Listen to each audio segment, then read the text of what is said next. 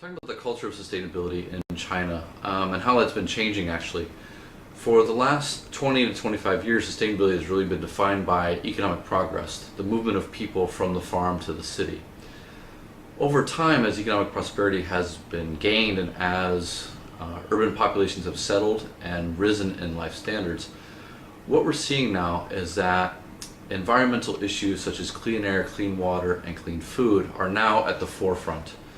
So the context is actually a little bit different than if you were in the States or if you're in Europe talking about carbon emissions or polar bears or the environmental impacts only. In China, the context and the culture is really built around social, environmental, and economic sustainability, or what they call a harmonious society here. And what that does is it forces policymakers and business leaders and civilians to really look at the issues differently, asking different questions, but also looking at different solutions as the way forward for China and sustainability locally. Looking at the questions that they're trying to answer right now, the big one is, what are the issues that they actually face? Water, energy security, food security. These are very big issues that China puts right in the core of sustainability. And the problem with these issues is that as economic growth and economic progress has occurred, because it's been happening so fast, 10%, 8% year on year on year, what we're seeing is that there's stresses within the energy systems here, there's stresses within the food systems here, and there's stresses within the water systems here. So the issues themselves, once they're identified and once they understand the size of them, then they can start to have deeper discussions about who's responsible, what the timeline should be, and what the costs will be. Looking at who's responsible, this is actually a very interesting one in China, because the government itself has set itself up as the caretaker. They are the ones who create the framework, set the policies, determine market pricing of core resources, and then are really forcing businesses to play along those rules. The problem is that there's market efficiencies in this process because business can't properly price or create efficiency around the assets. And then what that ends up doing is they externalize various costs of the environment, society, back down to the consumer or to the citizen. But as economic progress is occurring, the interesting transition is the fact that before, many of these externalities could be ignored or pushed off, because as long as economic progress was a primary concern to the individual, they would overlook the other issues. But now that basic standards of living have been established, urban residents are looking for a better quality of life. They're expecting more. They're expecting to not have to pay directly the social or environmental cost of the economy. So now citizens and consumers are engaging with government and business, so that the culture now has changed quite a bit from where it just used to be the primary role was, what is the government going to do, to now how can we force both government and business to make a change, which is now creating a culture within the business and government sectors where they're actively seeking to turn challenges into opportunities or to address issues before they come too big. And that ultimately leads down to cost. That's a global question that many are answering, economy versus ecology. And in China, they're addressing the costs of sustainability in two ways. One is that they're investing into clean supplies, into clean water, into cleaning up air. It's very much about innovation and technology that drives the economy in a different direction. It's an aggressive stance, but at the same time, it's one that takes time for the programs to roll out.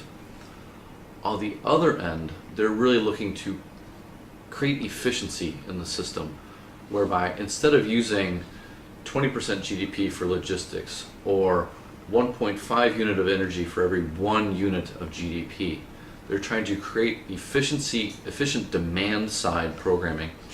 And that is where actually a lot of the quick gains are being achieved. That for every solar field that's built, and that takes 2 to 3 years, and the payback may be 5 to 10 years, they can actually create insulation and refurbish buildings on a much quicker time scale. So the culture itself is becoming quite interesting because not only are they learning to understand and accept and address the issues using all the stakeholders, they're also now creating a culture whereby on the demand and supply side of each problem, they're going to be attacking these issues going forward. Governments are willing to put up with less emissions. They're looking for factories to clean up. At the same time, downriver, citizens are now pushing back and fighting in the NIMBY style, not in my backyard, to protect the environment, to protect their farmlands from air and waterborne pollutions. And this has been a trend, I believe, that's been growing particularly for the last 3 to 5 years, and I believe will only continue to grow stronger going forward. For firms, what this means is, overall, there's a push and a pull factor. The push factor will be that the governments start increasing regulation. They start looking at firms who are exploiting local regulations to start acting at global levels. They'll do that through enforcement of current regulations, but they'll also provide incentives for making the investments themselves, which is a good sign. On the pull side, what you have are citizens and consumers who are both going to be expecting firms to act better, to do more, to be cleaner. And this is a trend that is very new to, particularly to Asia and China. But we've seen it over and over again through recent news on Foxconn, on Nike, when it comes to Yum and their chicken farms. Consumers have grown very active.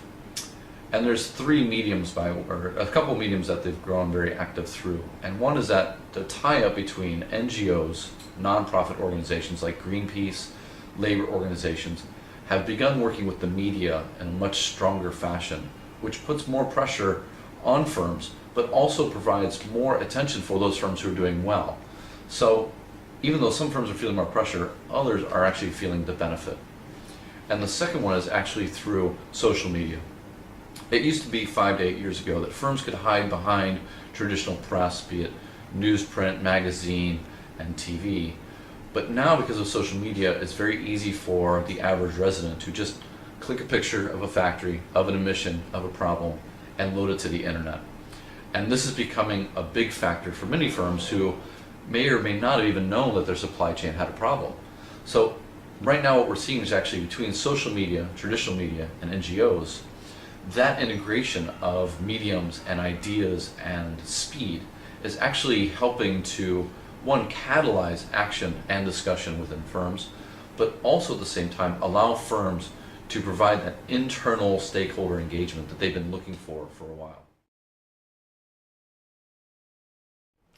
Moving away from business as usual, where economic growth at all costs is the model that we all use, whether it's from policymakers or business people, moving towards a more balanced economic system whereby environmental and social externalities are brought back into the economic model itself, and where that drives innovation.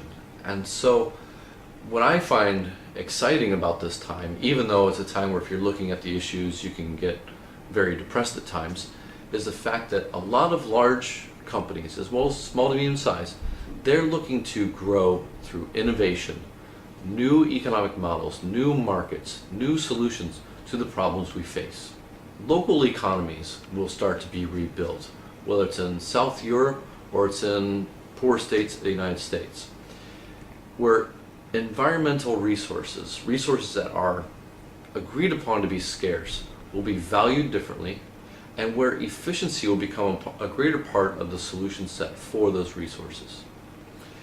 And where at a societal level, we will start to look at how we value the benefit of community, the benefit of a strong society, whether it be closing the rich-poor gap, whether it be diversity and inclusion, just in general, looking at how and what makes us happy as a community will start to become something that helps to drive sustainability in other areas of the environment and economy.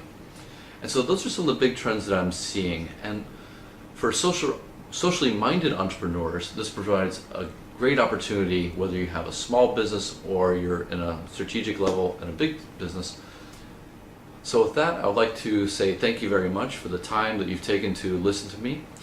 If you have any questions at all, I I encourage you to contact me at rich@collectiveresponsibility.org or follow me on Twitter at ChinaCSR.